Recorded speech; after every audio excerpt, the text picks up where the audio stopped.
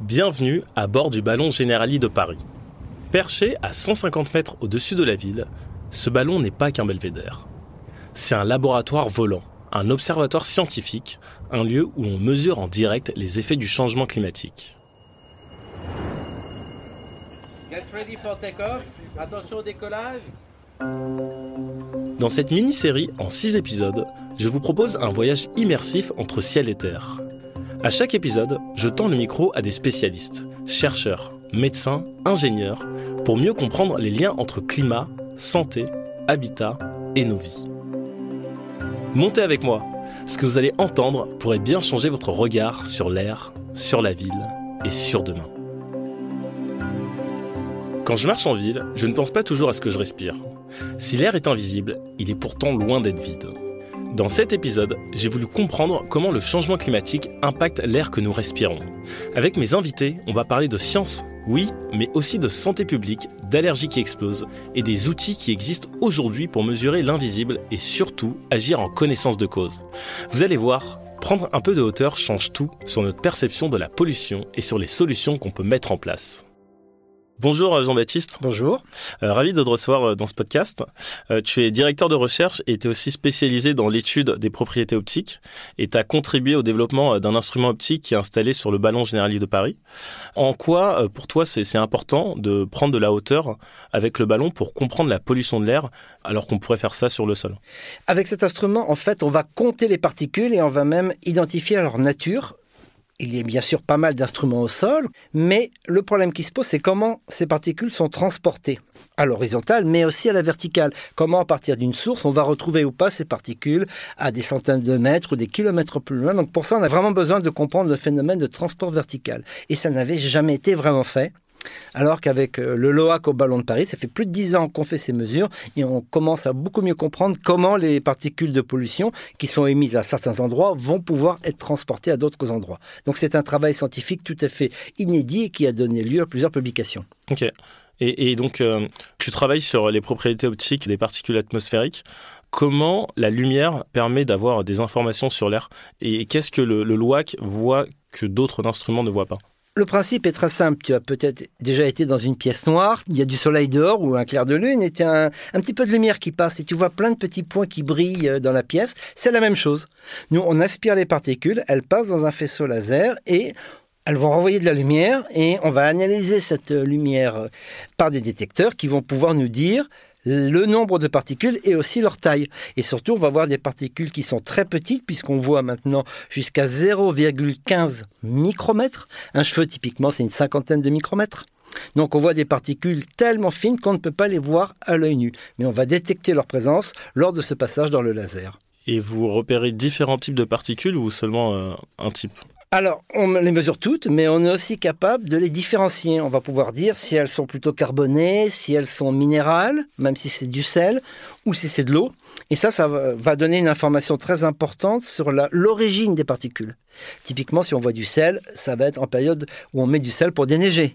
Minéral, ça peut être des sables ou des poussières sahariennes transportées, ou une sablière juste à côté, ou d'autres origines. Le carbone, ça va être principalement le trafic. Donc, c'est très important aussi de distinguer la nature des particules. Et on fait aussi les pollens, ce qui est très important, parce qu'il faut les différencier des autres particules, et puis il y a aussi différentes familles de pollen qu'on peut identifier. Ok.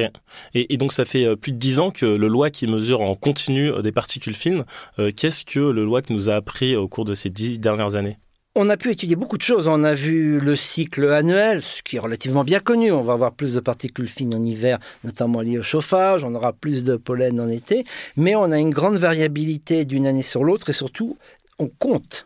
On ne fait pas une mesure de masse. Le nombre va être extrêmement variable et cette variabilité va être liée aux conditions météorologiques, à la nature des différentes sources. C'est très important d'avoir ces comptages et on commence à essayer de travailler aussi sur les tendances. Mais pour voir vraiment des tendances, il faut avoir peut-être près de 20 ans d'études. Donc on commence à s'en approcher et je pense qu'on aura des tendances très prochainement. Et une fois qu'on connaît mieux la pollution, on fait quoi de ces données ? Eh bien, soit on fait des articles scientifiques, et puis souvent ça s'arrête là, soit on essaye aussi d'informer la société civile de ce qu'on a détecté via les médias, via ce qu'on fait aussi aujourd'hui. De temps en temps aussi, on est reçu dans les ministères. Le pouvoir politique est très demandeur, en fait, d'une information scientifique vérifiée. Ça peut, des fois, aider à prendre des décisions pour l'environnement, ou aussi apporter une information qui va à l'encontre d'autres lobbies, qui eux vont évidemment essayer de minimiser le problème de la pollution. Dernière question, une fois qu'on a ces informations, comment concrètement on peut faire pour faire changer les choses ? C'est très long, c'est très compliqué parce que vous allez avoir deux étapes. Soit vous faites quelque chose une loi, ça prend du temps. Après, à un échelon beaucoup plus lointain, vous pouvez essayer de faire changer les normes. Typiquement, c'est ce qui va se faire à la Commission européenne, mais aussi l'OMS, qui a fait des nouvelles normes récemment, qui ont tenu compte de toutes les publications scientifiques sur la pollution. Donc, c'est comme ça que les choses peuvent évoluer. Puis, il y a aussi un devoir d'information auprès des citoyens, parce qu'on peut aussi essayer de faire un petit peu évoluer les comportements pour avoir une consommation moins polluante ou des attitudes plus responsables. Super intéressant. Merci beaucoup, Jean-Baptiste. Merci. Avec mon second invité, je vais enfin comprendre pourquoi les allergies au pollen explosent et comment mieux informer les personnes concernées en temps réel.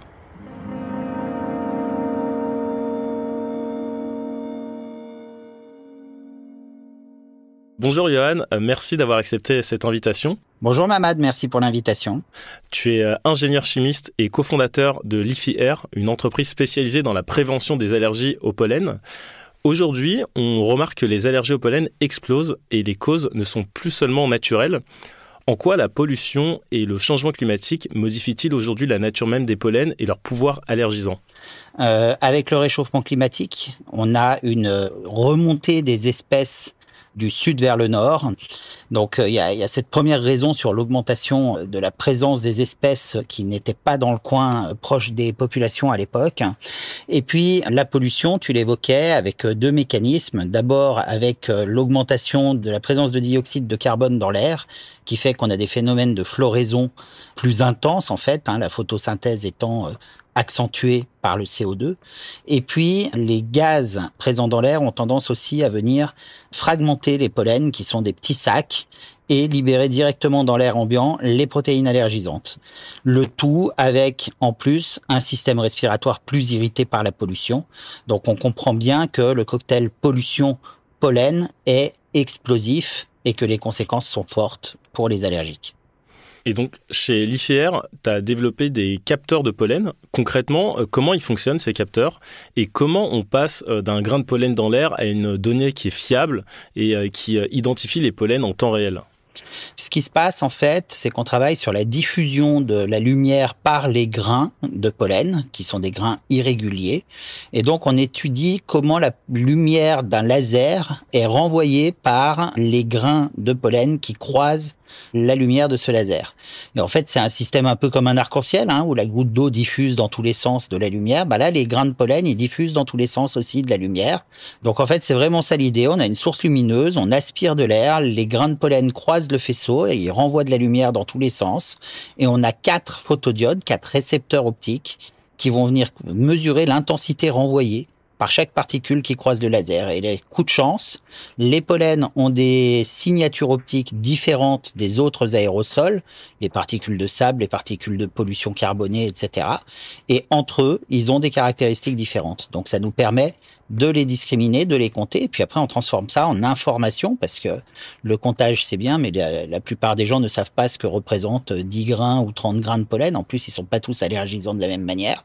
Et donc on diffuse, nous, un niveau de risque par pollen qui permet à chaque allergique d'anticiper son traitement, d'adapter son comportement, de se protéger et donc de moins souffrir.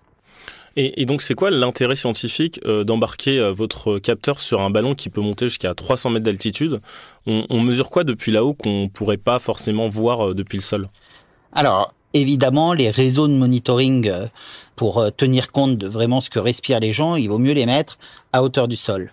En revanche, ce qu'on sait aussi, c'est que les pollens, c'est des particules qui sont pas très lourdes et qui sont transportées, aéroportées, on dit, par le vent. Et donc, il est important de pouvoir étudier les profils verticaux pour voir en fait comment ces pollens sont transportés.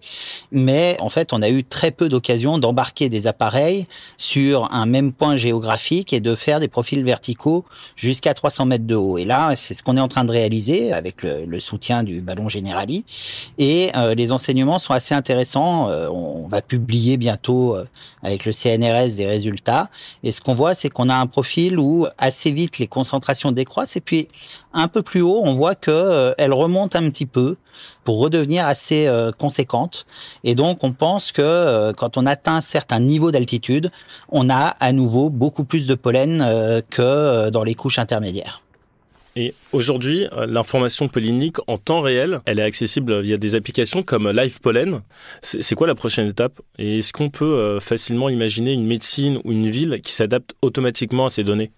Alors, une ville qui fournit la donnée de manière à ce que les personnes puissent adapter leur comportement et à ce que les médecins puissent adapter leurs préconisations pour aller vers une médecine de ce qu'on appelle la médecine de précision, une médecine personnalisée avec des indications précises, oui. Quand vous avez l'information sur un territoire que, par exemple, en centre-ville, vous avez plus de tel pollen, que vous en avez moins à tel autre endroit et que la personne est allergique à ce pollen spécifique, typiquement, pour prévoir ses activités, elle a intérêt à s'adapter et plutôt aller faire son footing là où il y a moins de pollen. C'est vrai que c'est important pour les médecins pour pouvoir adapter leur traitement et favoriser un diagnostic plus précis, et surtout pour les allergiques pour pouvoir s'adapter. Après, les villes vont pouvoir saisir de l'information parce que si elles identifient des hotspots de telle ou telle espèce, eh bien, elles pourront agir peut-être sur les schémas de verdissement, sur les implantations de nouvelles espèces pour éviter d'accentuer le problème de l'allergie dans tel ou tel quartier avec telle ou telle espèce. Super intéressant. Merci beaucoup, Johan. Avec plaisir. On commence la descente. Ce que je retiens de cet épisode, c'est à quel point l'air que l'on respire est un terrain d'étude complexe mais essentiel. J'ai découvert que l'air se lit comme un livre, à condition d'avoir les bons instruments pour le déchiffrer. Le ballon et le capteur LOAC permettent de visualiser la pollution autrement, en 3D, en altitude et dans le temps. J'ai compris aussi que les pollens ne sont pas juste une affaire de printemps, mais un vrai enjeu de santé publique en pleine mutation avec des outils innovants pour anticiper, prévenir et mieux vivre avec. Mieux comprendre ce qu'on respire, c'est mieux protéger notre santé et adapter nos villes, nos comportements, nos politiques. Et c'est exactement ce que ces travaux scientifiques nous permettent de faire. Je vous donne rendez-vous dans les autres épisodes de Créateurs d'Impact. Ne manquez aucun épisode de Podcast Story.